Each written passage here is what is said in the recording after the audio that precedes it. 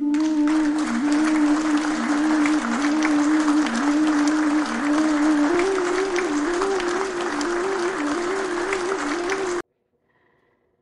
Writers guild Canada अपने YouTube channel Hindi घर के माध्यम से आप सभी दर्शकों के लिए कार्यक्रम लेकर आ रही है धरोहर साहित्यिक पन्नों की। एक या दो कार्यक्रम आपने इसके माध्यम से देखे होंगे। ये बताना आवश्यक लगा कि हिंदी राइटर्स गिल्ड कनाडा पिछले 18 वर्षों से टोरंटो की एक सक्रिय संस्था है जो नए और स्थापित साहित्यकारों के माध्यम से कनाडा में बैठे हुए भी हिंदी के साहित्यिक सौंदर्य का आनंद ही नहीं ले रही है, अपितु उसे बढ़ाने का भी भरसक प्रयास कर रही है। हिंदी घर मंच से आपके सामने सुनो कहानी, सुनो आलेख, सुनो कविता आदि कार्यक्रम भी अब आएंगे। इस समय आप देख रहे हैं धरोहर साहित्यिक पन्नों की।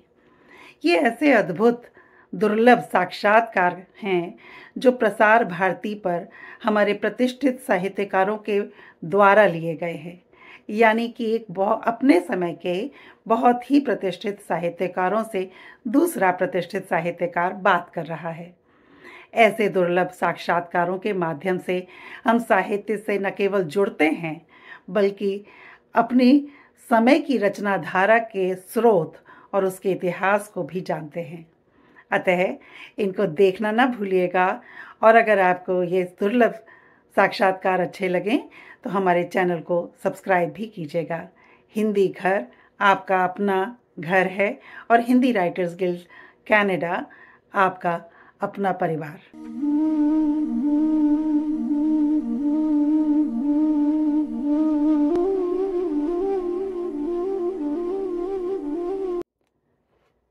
धरोहर साहित्यिक पन्नों की इस कार्यक्रम में आज हम मिलते हैं महाप्राण सूर्यकांत त्रिपाठी निराला से। निराला जैसे कवि सदियों में एक बार हुआ करते हैं। फक्कड़, मस्त, सदाशय, उदार, कविता कर्म में रचे बसे, संवेदना में गहरे उतरे हुए, संघर्षों के बीच से उभरे हुए कुकुरमुत्ता की तरह। ऐसे कवि जब सरोज स्मृति लिखते हैं, तुलसीदास लिखते हैं, परिमल की रचनाएं लिखते हैं, वह तोड़ती पत्थर, देखा मैंने उसे इलाहाबाद के पथ पर, इस प्रकार की रचनाएं जब वह लिखते हैं तो युग धड़कने लगता है। कविता अपनी संवेदना के चरम पर आ जाती है जब वो कहते हैं, दुख ही जीवन की कथा रही, क्या कहूँ आज जो नहीं कही। ये पढ़कर, ये सुनकर हरेक का हृदय धड़क उठता है। किसके जीवन में दुख नहीं रहा, लेकिन निराला जैसे लोगों ने दुख को अपनी रचनाओं में गाकर अमर भी करा और उससे निकलने का रास्ता भी दिखाया। विसंगतियों के बीच संगत का स्वर बनाने वाले निराला महाप्राण निराला हैं। ऐसे निराला को आज हम सुनेंगे, उनसे मिलेंगे धरोहर साहित्यिक पन्नों की, धरोहर साहित्य के पन्नों की। आइए सुनते हैं, मिलते हैं, और हाँ, सब्सक्राइब करना ना भूलिएगा। धन्यवाद।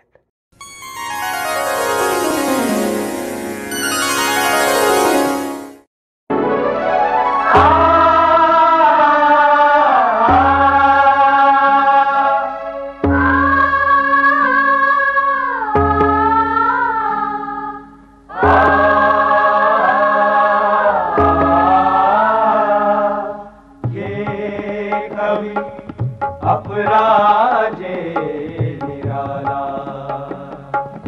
अपराजे निराला,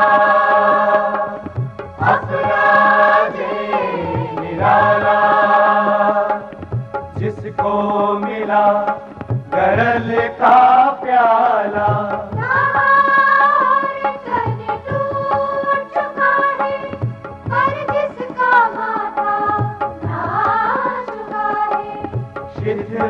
त्वचा ढल ढल है छाती, लेकिन कभी संभाले साथी, और उठाए विजय पताका।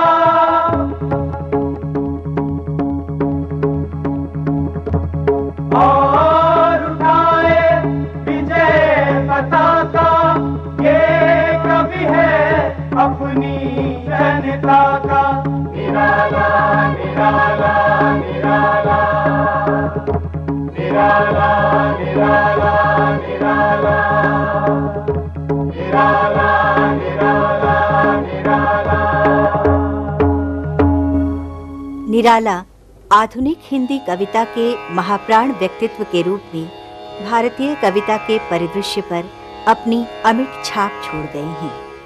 वो लंबे समय तक अस्वीकृत रहे, पर अस्वीकृति ने ही उन्हें महान बनाया, इस हद तक कि जीते जी मिथक बन गए, किंवदंती और कहानी बन गए। कहानियों पर कहानियां जुड़ती गईं, उनके संघर्ष की, प्रेम की, उन्माद की, विद्रोह की, उनके राग की कहानियां, उनके विराग की कहानियां। निराला आधुनिक कविता के कदाचित पहले व्यक्ति हैं जिनके काव्य में पूरी शताब्दी के स्वर अपनी विविध भंगिमाओं में मुखरित हुए हैं। निराला कभी भी टूटते नहीं, कभी भी झुकते नहीं, कभी भी कहीं न कहीं से तमाम विपदाओं में, झंझावातों में घिर करके भी खड़े रहते हैं। कहीं न कहीं उनके भीतर कोमलता शेष रहती है। निराला के बारे में यहाँ एक बात कहना ज़रूरी है कि वो अपने समय के बहुत बड़े विद्वान थे। लोग कविता की चर्चा करते हैं तो उन्होंने कितना पढ़ा लिखा था, वो कितने बड़े विद्वान थे, ये बात भूल जाते हैं। संस्कृत में वो ऋग्वेद के बारे में बहुत सी बातें जानते थे। ऋग्वेद में जो सृष्टि सूक्त है उसी के आधार पर उन्होंने ये गीत लिखा है, कौन तम के पार रे कह। निराला 20वीं शताब्दी के सबसे बड़े कवियों में से एक है मेरे लिए, और जब मैं ऐसा कर रहा हूँ तो मेरी दृष्टि में केवल हिंदी नहीं है, पूरा भारतीय साहित्य है और एक हद तक कहूँ तो विश्व साहित्य भी है। निराला सच्चे अर्थों में विश्व कवि हैं। निराला साहस और कल्पना के, जोखिम के, मुक्ति के और भाषा में एक बहुत बड़े रेंज के कवि हैं। वसंत और निराला दोनों जैसे एक दूसरे के पर्याय हों। ईर्ष्या कुछ नहीं मुझे यद्यपि मैं ही वसंत का अग्रदूत, ब्राह्मण समाज में ज्यों अछूत, मैं रहा आज यदि पार्श्वच्छवि। वसंत ही था निराला की जीवनी शक्ति का एक अनिवार्य केंद्र। वसंत के चित्रों की भाषा की अलंकृति और अनुभव की राग दीप्ति ध्यान आकृष्ट करती है।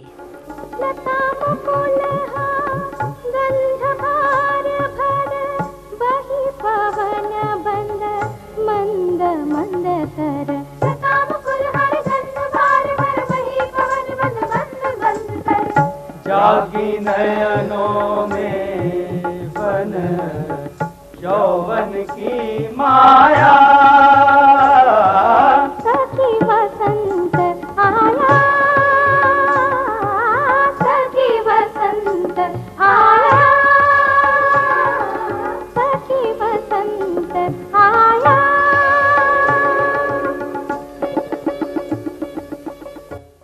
अवध का जनपद धरती बैसवाड़े की, यहीं बहती हैं गंगा, लोन, सई नदियाँ। नदियाँ जो उर्वरता, उल्लास, जीवट का स्रोत हैं। महुओं की मादक गंध फैली है, अलस हवाएं बहती हैं, खिलते हैं तालों में कमल। इसी गढ़ाकोला से चलकर पिता राम सहाय तिवारी जीविका के लिए महिषादल पहुंचे। माघ शुक्ल 11 संवत 1955, तदनुसार 29 फरवरी 1899 महिषादल का वसंत पर्व था जब निराला ने जन्म लिया। नाम पड़ा सूरज कुमार, वही आगे बना सूर्यकांत त्रिपाठी। मतवाला काल में नई संज्ञा जुड़ी, निराला। निराला के बाल मन पर जो संस्कार अंकित हुए, उनमें अपने गांव घर गढ़ाकोला से लेकर महिषादल तक के अनेक अनुभव थे। एक संभ्रांत बंगाली जमींदार के घर उनके पिताजी रहते थे। उनके घर का वातावरण और उस समय के बंगाल का वातावरण, जिसके ऊपर रामकृष्ण परमहंस की गहरी छाप थी, विवेकानंद के नवजागरण की छाप थी, और यूँ भी बंगाल में जो शक्ति पूजा अपराधान्य है उसकी छाप थी। लेकिन ये बात तो एक धरातल पर हुई। दूसरे धरातल पर निराला जी ने जैसे कहा है, कई जगह कहा है, उनकी माँ बैसवाड़े की थी, ठेठ बैसवाड़े की थी। उनका कंठ बड़ा ललित था और रूप अतिशय सुंदर, जो निराला को वसी विरासत में मिला था। निराला की जीवन कथा गढ़ाकोला से जुड़ी है डलमऊ से, जहां पत्नी के रूप में मिली मनोहरा देवी, जिनके स्वर में रागिनी बसती थी। पर जीवन बहुत नहीं मिला मनोहरा देवी को। एक दिन वो नहीं रहीं। फिर उन्हीं की गीत सृष्टि बेटी सरोज नहीं रही। निराला अकेले होते चले गए। मेरे पिता महाकवि निराला जी बंगाल में जन्मे, महिसागर स्टेट में, मेदिनीपुर जिले में। मेरा उनके साथ बचपन में रहने का ज़्यादा समय ऐसा नहीं रहा। 22 साल की उम्र में मेरे पिता विधुर हो गए। मेरी माता मनोहरा देवी का निधन दलमऊ रायबरेली निराला जी के ससुराल मेरे ननिहाल में हुआ। उस समय मैं 4 साल के लगभग था। मेरी बहन सरोज साल सवा साल की थी। निराला जी की उम्र उस समय 22 साल की थी। फिर उन्होंने दूसरा विवाह नहीं किया। निराला की काव्य यात्रा का पहला चरण 1920 या और पहले से 1938 तक फैला है। आरंभिक यौवन वसंत की पहली महत्वपूर्ण रचना है जूही की कली।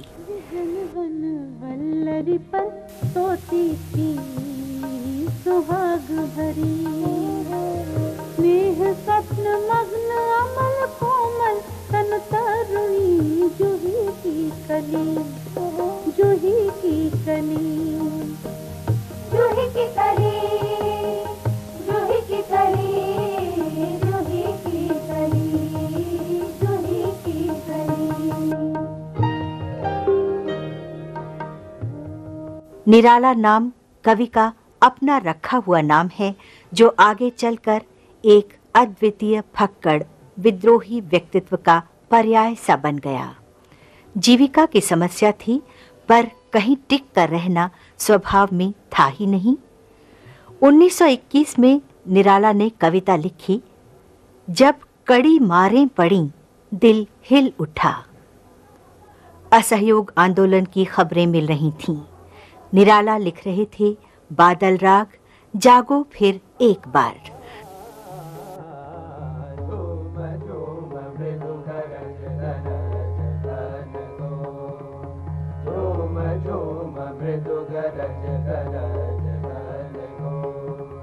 राग अमर अंबर में बरन जरो, झूम झूम मृदु गरज गरज गन गो, गरज गन गो, गरज गन गो। निराला एक नए राग को हमारे सामने ले आते हैं, बादल राग। ये राग तो बहुत होते हैं, लेकिन बादल राग ये क्या राग होगा? इस राग की सर्जना उन्होंने बादल राग कविता में की है, और उसे साफ जाहिर है कि वे बादल राग को किसानों के पक्ष में, छोटे लोगों के पक्ष में, शोषितों के पक्ष में ले आना चाहते हैं। वर्षा चित्रों का संवेदनात्मक अनुभव निराला का प्रिय विषय है।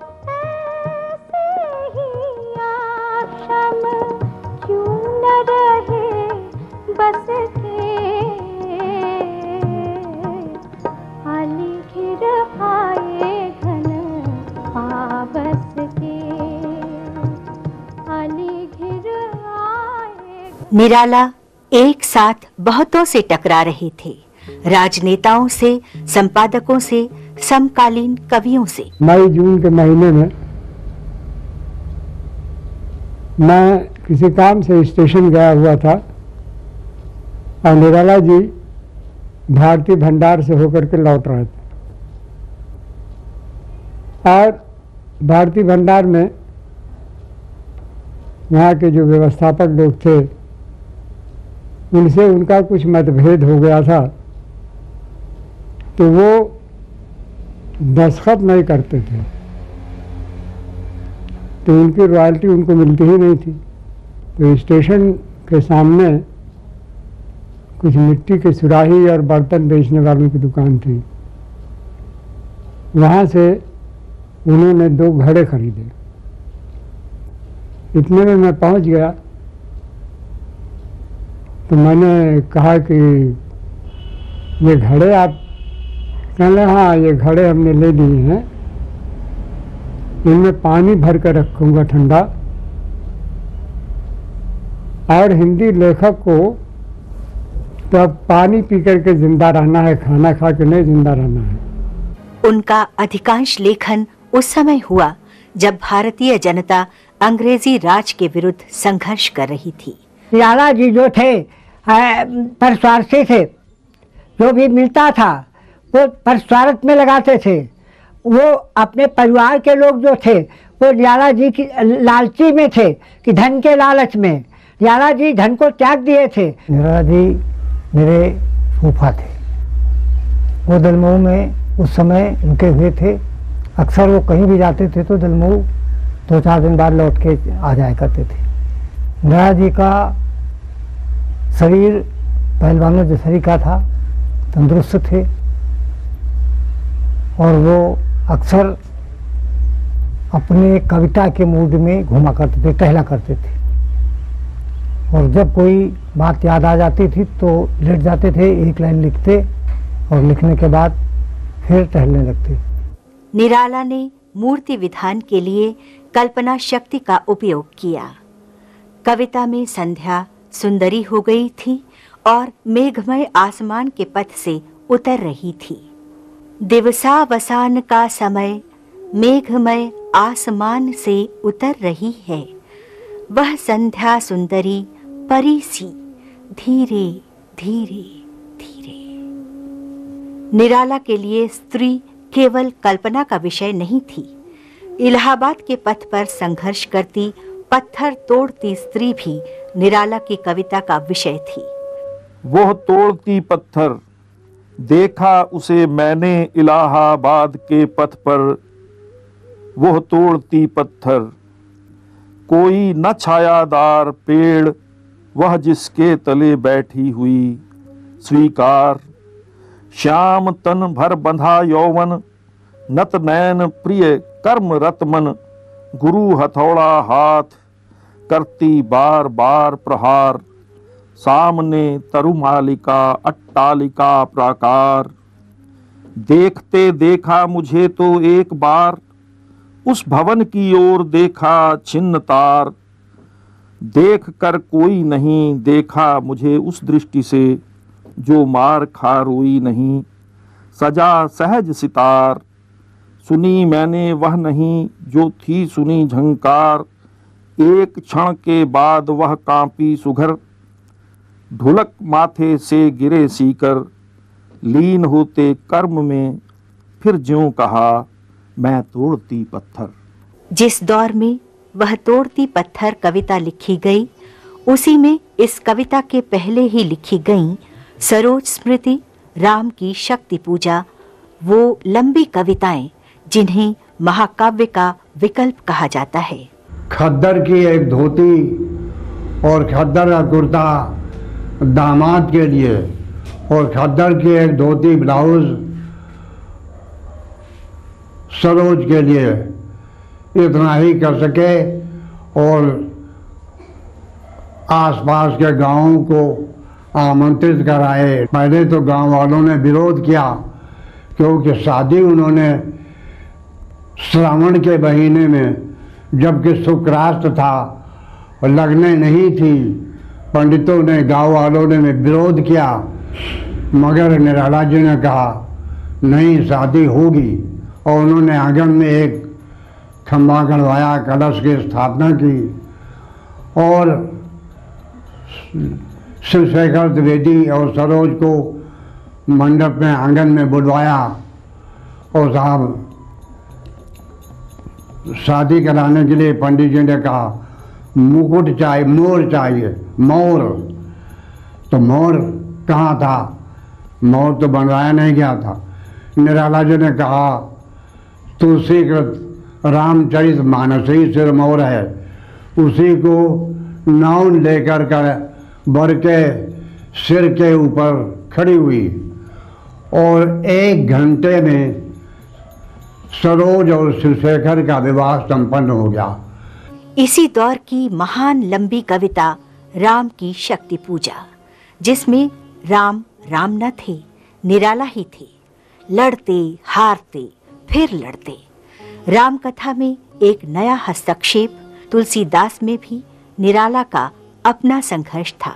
जब वह तुलसीदास के काव्य का दार्शनिक महत्व मुझे समझा रहे थे, तब मुझे अनुमान नहीं था कि वो तुलसीदास पर कविता लिखने की बात सोच रहे हैं।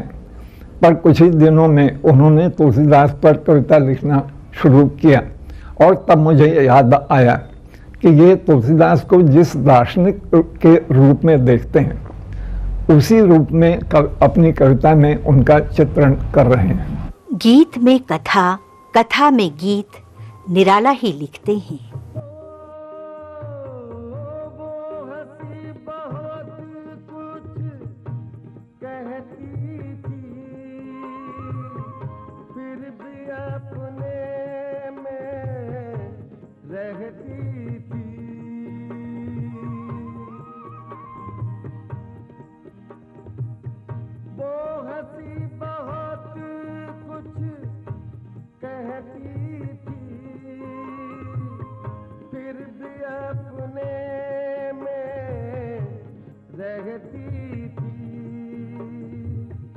सबकी सुनती थी, सहती थी, देती थी सबके दाव बंधु, सबके दाव बंधु।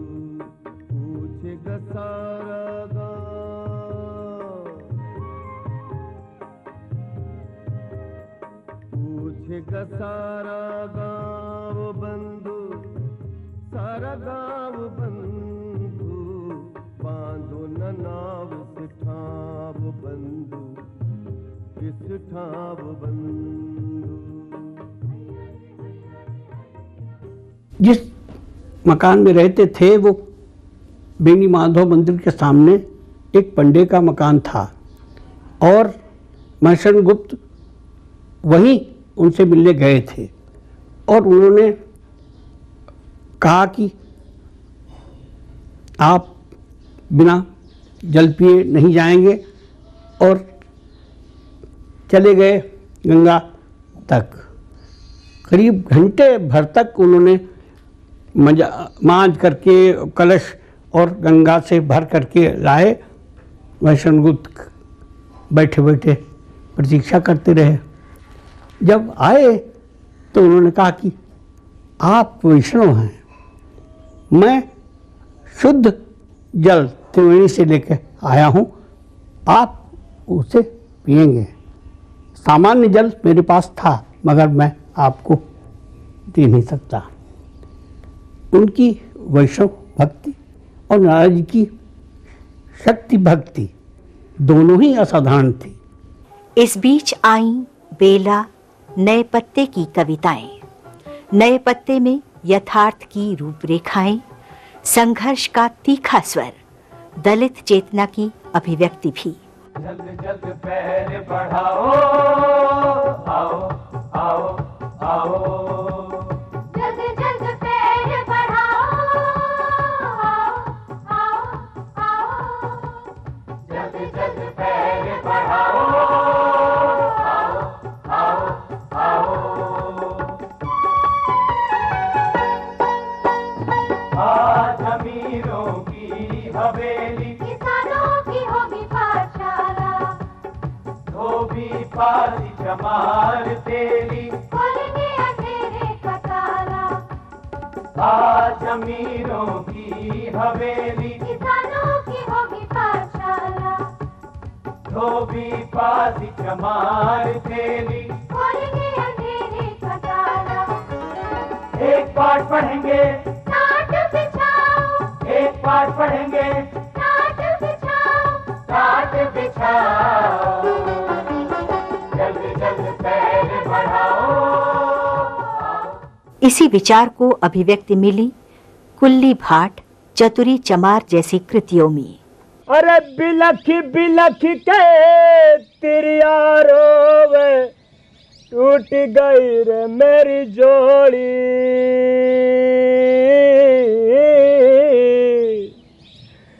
कहत कबीर सुनो भाई साधो, जिन जोड़ी तिन तोड़ी भैया, धीरे धीरे गाड़ी हाँको मोरे राम गाड़ी वाले, जरा हल्के गाड़ी हाँको मोरे राम गाड़ी। चतुरी, तुम पढ़े लिखे होते तो 500 की जगह पाते। काका, कहो तो अर्जुनवा को पढ़ाई के लिए तुम्हारे पास भेज दिया करें, तुम्हारे पास पढ़ जाएगा, तुम्हारी विद्या ले लेगा, मैं भी अपनी दे दूंगा। तो कहो भगवान की इच्छा हो जाए तो कुछ हो जाए। भेज दिया करो, दिया घर से लेकर आया करे। हमारे यहाँ एक ही लालटेन है, बहुत नजदीक घुसेगा तो गांव वाले चौंकेंगे, आगे देखा जाएगा। लेकिन गुरु दक्षिणा हम रोज लेंगे, घबराओ मत। सिर्फ बाजार से हमारे लिए गोश्त ले आना होगा और महीने में 2 दिन चक्की से आटा पिसवा लाना होगा। उसकी मेहनत हम देंगे, बाजार तो तुम जाते ही हो। ठीक है काका। चतुरी भाई, तुम्हारे जूतों की बड़ी तारीफ है। हाँ काका, 2 साल चलता है। काका, जमींदार के सिपाही को हर साल 1 जोड़ा देना पड़ता है। 1 जोड़ा वो भगनवा देता है, 1 जोड़ा पंचमा। जब मेरा ही जोड़ा मजे में 2 साल चलता है तो कोई ज्यादा लेकर चमड़े की बर्बादी काहे करे।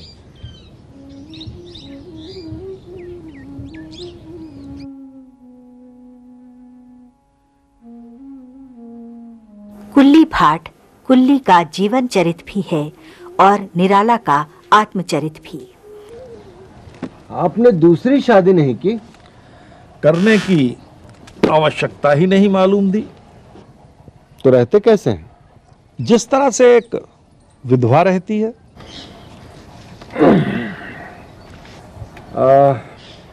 एक मुसलमानिन है,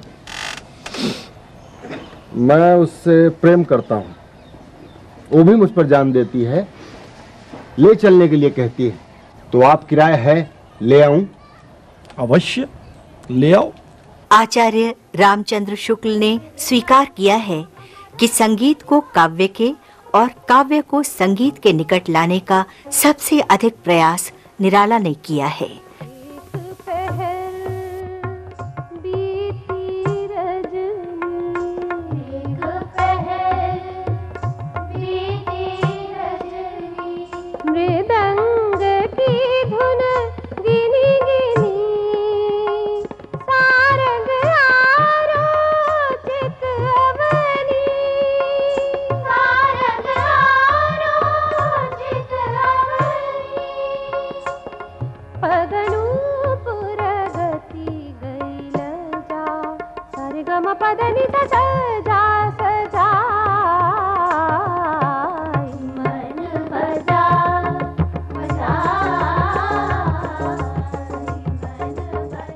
निराला कविता की मुक्ति का ही नहीं, मनुष्य की सामाजिक मुक्ति का भी सपना देख रहे थे। पर क्या विडंबना कि जिन दिनों देश स्वतंत्र हो रहा था, भारत का नया यथार्थ रूप ले रहा था, निराला विक्षिप्त हो रहे थे। 1946 में अचानक प्रयाग छोड़ दिया। 1947 से 1949 तक निराला सन्यासी वेश में रहे। जीवन के अंतिम दिनों की कविताओं में मृत्यु ही नहीं है, जीवन भी है। प्रार्थनाएं ही नहीं, कौतुक विनोद भी है, लीला भाव भी। कितने अनुभव, कितने रंग। निराला जैसे कवि के लिए अंत शब्द का कोई अर्थ नहीं है। जहाँ मृत्यु का आभास है, वहाँ भी जीवन की सघन स्मृतियां हैं। बंदी गृह वर्ण किया, जनता के हृदय जिया कहने वाला ये महान कवि आज भी जनता के हृदय में मौजूद है। अपराजे निराला, अपराजे निराला, अपराजे निराला,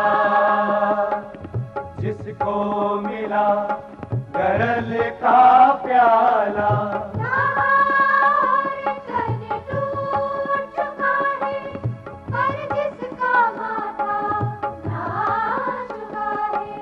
शिथिल त्वचा ढल ढल है छाती, लेकिन कभी सवारे साथी।